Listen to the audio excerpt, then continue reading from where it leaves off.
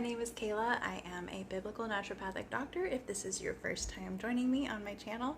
And today I have something that's a little bit different than one of my usual videos. And I am releasing one lesson from my pregnancy nutrition course called Not Your Average Pregnancy Nutrition Course. And there's a link in the description box that has all the details on the course, frequently asked questions, and where you can enroll in the course if you're interested. So this is just kind of a little bit of a sampler of what you would be experiencing in the course. This topic today, I'm just talking about some of the important nutrients that you're going to need for pregnancy. And besides this topic, I also talk about just the basic, like what to eat, what not to eat, and I do go a lot deeper than just the basics of what you might find on Google for those ones. And then going even deeper to like how to really optimize your food and your digestion so that you're making the most of your nutrients and not gaining a lot of excessive weight or putting yourself at risk for things like obesity and gestational diabetes. And if you're like me and you love taking herbs and supplements and things like that, I also talk about how to do that safely and what is going to be safe for you while you are pregnant. I also really highlight how to address cravings, because cravings are so challenging when you're wanting to eat the right thing and you can't help but crave that bowl of ice cream or that churro or whatever it is, pickles on your yogurt, whatever it is that you're craving. I really talk about how you can, knowing what's safe to eat and everything, but for the things that you can eat in moderation, how to really go about that in kind of the healthiest way possible while still allowing yourself that little bit of indulgence that everybody needs, especially when you're just going through pregnancy and pregnancy is rough. Then I also talk about how to really not treat, but just help to manage some of the health issues that are really common in pregnancy, like anemia and morning sickness, especially as like one that pretty much all pregnant women go through, and kind of how to manage that well as avoiding things like obesity and gestational diabetes, which are two really common health issues in pregnancy in America, at least, or really in other Western countries. And then I go even deeper into what kinds of nutrients you're going to need for labor. Most people don't think about that, but labor is a marathon, and how you can really prep your body and prep your food for early and active labor, and the kinds of things that you can eat while you're at home, and things that you might want to bring with you to the birth center or the hospital, or if you're having a home birth, to have on hand for you. And then, because I always think that postpartum is just kind of an extension of pregnancy and is really important to really be addressing the nutrients there, and especially if you're breastfeeding, that's a whole other nutritional requirement that you're going to be needing. And so I talk about postpartum recovery and breastfeeding nutrition, and kind of how breastfeeding nutrition compares with your pregnancy nutrition. So in a nutshell, that's what the class is about. I hope you enjoy this little taste test of this one lesson. One more thing, I totally almost forgot to mention it, mostly because it's so new and I just added it like maybe 2 months ago, but there's some extra bonus material in this course, and that is 2 downloadable PDFs. One of them is just all about cravings and kind of like a eat this, not that kind of thing. So like I highlight kind of the most common cravings that pregnant women often experience, and like when you're craving this is probably the reason why you're craving it, and you can also kind of minimize that craving by eating this, or by adding this nutrient to your diet, or by kind of tweaking what the food is a little bit just to kind of make it its healthiest self. And then the second PDF is a big one, and it's really going beyond nutrition, because even though this course is just all about nutrition, there's so many other ways that I feel like are really important to be healthy and kind of be your healthiest, most comfortable, and help baby to be healthiest and have the smoothest delivery. And they go really way beyond nutrition, and I didn't want you to miss out on that. But I'm also not necessarily qualified to teach an entire course on all of the topics, and it would also just be an incredibly long course for you. So I just have a PDF of highlighting lots of different either like techniques or stretches or people that you can go to see, like a chiropractor or a craniosacral therapist or something like that can really enhance your pregnancy and postpartum experience, and also some things that are really helpful for baby and for issues with breastfeeding and all kinds of things like that. So you don't want to miss out on those. Those are the extra bonus material that I just added, and they're going to add so much value to your course and to your pregnancy and your whole baby experience. So don't forget about those ones. If you're interested in the course, you can check those out when you enroll. And if you have any other questions or anything before enrolling in the course, I'm also including my email below. And of course, before you go, once again, just like everybody says, please don't forget to like and subscribe, because it really helps me know what videos you're enjoying and what I should continue posting about and what you're interested in. So it's really helpful to me. It doesn't just feed my ego to see a like on a video. It really helps me to know how I can help you best. So don't forget to like and subscribe, and leave a comment too if you have any thoughts or any extra additional nutrients that you think are really important that I didn't mention in this video. And I hope you enjoy this lesson. Now that we've gone over the basics of pregnancy nutrition, I just want to highlight a few key nutrients, and I don't want to say that they're necessarily the most important nutrients for pregnancy, because technically they're all important, right? But these nutrients do have a tendency to create some complications either for you or for baby if you happen to be deficient in those nutrients while you're pregnant or postpartum. And so they're really important just to be keeping an eye on for your sake and for your baby's sake. And if some of these nutrients that I talk about are maybe unfamiliar to you, or you're not really sure what kinds of foods you might find some good sources of these nutrients, I've included in the notes some suggested foods. They're definitely not an exhaustive list, but just a few ideas of some foods that are some high doses of each of these nutrients, just to get your ideas for your grocery list this week. The first one I want to talk about is folate, and I'm sure you have heard about folate either from your OBGYN or midwife, or possibly a big ingredient in your prenatal vitamin. And folate, the reason why folate is so vital is because it can cause, if you're deficient in folate while you're pregnant, it can cause some birth defects and brain abnormalities for your baby. And so obviously this is very, very important for the sake of your baby's health, that you want to be getting good doses of folate.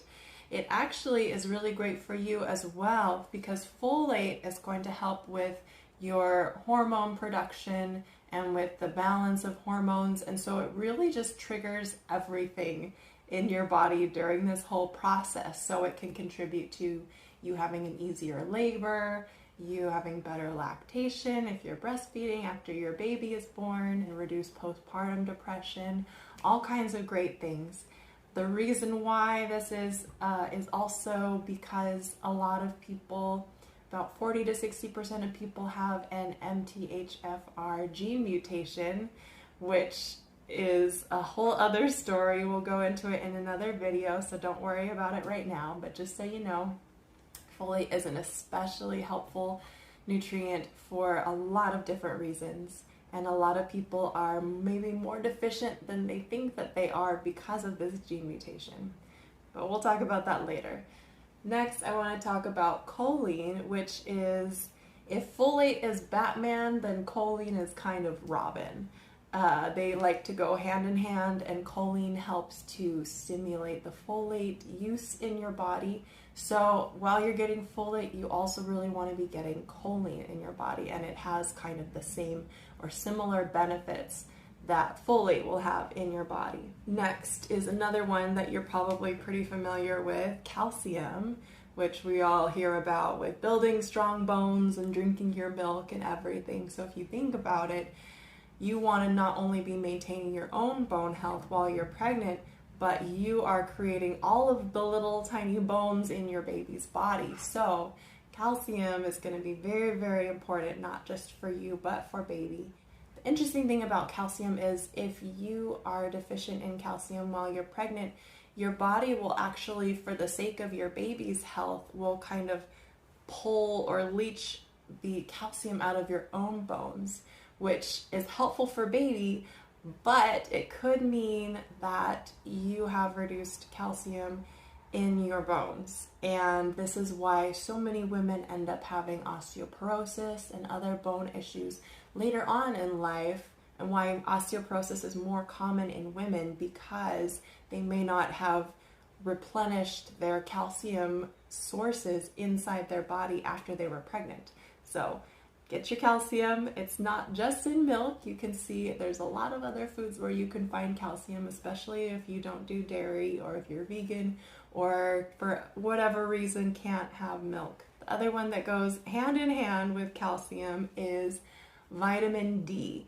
And vitamin D is great for so many things, but it's kind of that Batman and Robin sort of thing with calcium, where calcium really, really needs a good store of vitamin D as well. So you could be getting all the calcium in the world, and if you're vitamin D deficient, your bones and your baby's bone health is not going to be as good as it should be. Vitamin D is also great for your immune system. It has a lot of different functions in your body. This doesn't have to be from food sources. You could always go take a nice walk during the day, get some sunshine, get your vitamin D. The next two that go hand in hand are iron and copper. And most of the time you will hear doctors telling women, oh, you need to get your iron. When baby is born, they talk about the iron fortified baby oatmeal and iron fortified this and iron fortified that. And iron is really great for preventing iron deficiency anemia. But what a lot of people don't tell you is that iron goes hand in hand with copper. And so you can be getting a lot of iron, but if you're deficient in copper, it's not going to be as helpful, and you could still be showing up as anemic if you're not getting all the copper that you need. So maybe if you want to partner them in the same meal, or if that's helpful for you to make sure that you're getting both of those. It's very interesting how a lot of vitamins are not just reliant on getting their one vitamin, right? It's like a partnership and it's a balance. The next one that you most likely have heard a lot of, it's a very popular vitamin for people to be supplementing with, is vitamin C. And vitamin C, most everybody knows vitamin C is great for your immune system, which is going to be keeping you healthy. Obviously, you want to avoid getting sick while you're pregnant, so that's great. Another thing that vitamin C is really good for, that a lot of women tend to be concerned with or thinking about while they're pregnant, is that vitamin C helps with producing collagen in your body. And you might have heard of collagen for wrinkles and for everything. It helps to keep your skin more plump, more full, more youthful. And so this helps with your face and wrinkles, but what some people don't realize is that this also helps with your belly or your stretch marks. And so every time your skin stretches to make room for baby, and it has to create more collagen and more skin and all of that, the vitamin C is going to be really, really helping you. I did do a little bit of the, belly oil and stuff like that when I was feeling itchy and uncomfortable. But I think a lot of my success in avoiding stretch marks was just making sure that I got a lot of good vitamin C. And just staying hydration also is very, very good for preventing stretch marks. So a combination of the two, I think after my baby was born, I had maybe like 3 stretch marks. So it's not necessarily guaranteed for everybody, but it's definitely going to help not only with preventing stretch marks, but also with a lot of the growth and repair that's going to need to take place after your baby is born. The next one is omega-3s, and you may have heard different names when people talk about omega-3s. You may have heard EPA, DHA, you may see those on a supplement bottle. They're both very important. Omega-3s are necessary for your baby's brain development, so that's going to be a really important nutrient for you to be getting right now while you're pregnant. And the last nutrient that I want to talk about is one that most people don't actually mention very often when it comes to pregnancy, but I personally experience a lot of really great benefits with this, and that nutrient is iodine. And iodine is very important for your thyroid health, like what you may have commonly heard it for, but your thyroid does help to control not only your immune system, but iodine is also very important for just your reproductive system, for your ovaries, your uterus, the endocrine hormone balance and everything. So if you're deficient in iodine, you may be feeling the effects in some kind of hormonal imbalance. Not only that, it's very interesting. I started supplementing with iodine while I was pregnant, and what I had heard from a wonderful person that told me about iodine, I'm so thankful that she told me about this, because when a woman is getting a good dose of iodine while she's pregnant, her baby, first, I'm not sure exactly how this works, but I've seen the effects in multiple babies where the babies, when they come out, they tend to cry less. They tend to be just more calm and more aware and alert, more, I don't necessarily want to say more intelligent, but kind of. And I've never heard anybody talk about this in a textbook or in a prenatal vitamin or anything like that. It's kind of a health secret or a health key that unlocks a little treasure. But I definitely noticed this in my baby. She doesn't cry unnecessarily. If she does cry for a reason, she usually stops crying pretty quickly. Just her whole life has been easier than I think what I've heard a lot of other people describe their experiences with children. And I really believe that this is a big part because of the iodine that I took while I was pregnant. The last nutrient that I want to talk about is not exactly a nutrient per se, but it's still very important, and that is fiber. So fiber, of course, helps with your elimination and with your getting everything out, which may be a little bit trickier while you're pregnant. With everything, your intestines and everything get kind of smashed. As the baby gets bigger, things kind of move slower. Your digestion just is not as smooth as it maybe used to be, and you may feel like going in the morning is a little bit tougher than it used to be. And getting a good amount of fiber is a great way to prevent hemorrhoids and other kinds of uncomfortable issues that you may not want to be dealing with while you're pregnant. So get a good dose of fiber every day. And the last one is not also typically what you think of as a nutrient, but it's still very important to talk about, and that is hydration. So it's very, very important to be getting not only water during your day, but even water at night. And this was something that I struggled with when I was pregnant, because my big pet peeve is I don't like to get up in the middle of the night to be using the bathroom multiple times, and I'm sure you can relate while you're pregnant. Sometimes it's just every few hours having to get up. And so I was starting to limit my drinking in the evenings and nighttime to try to avoid that. And one night I woke up in the middle of the night, I was getting cramping and lower back pain and things like that.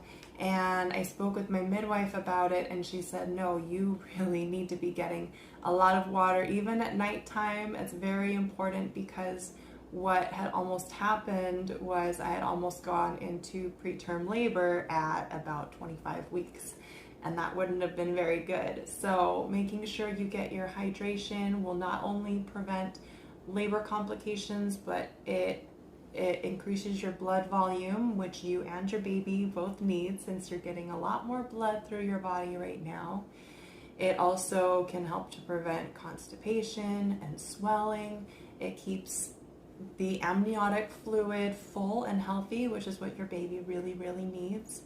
And the quantity is going to be different depending on different people. I know people like to say you have to get 8 glasses of water. This may be less or maybe more for you depending, but I would just recommend drinking when you're thirsty, making sure you always have a bottle of water with you at all times, making sure you're always getting your hydration so you and your baby stay healthy. And another way that's really helpful to be figuring out whether or not you need some more water is, sorry if it sounds gross, but take a look at your pee. If your pee is clear or pale yellow, then that's a great sign that you are hydrated. If it is darker yellow, maybe some other colors like orange or brown or something else like that, then go over, get a big glass of water, chug it straight down. It may not be the nicest way, but we go several times a day. It's a great way to just be keeping tabs on your hydration throughout the day.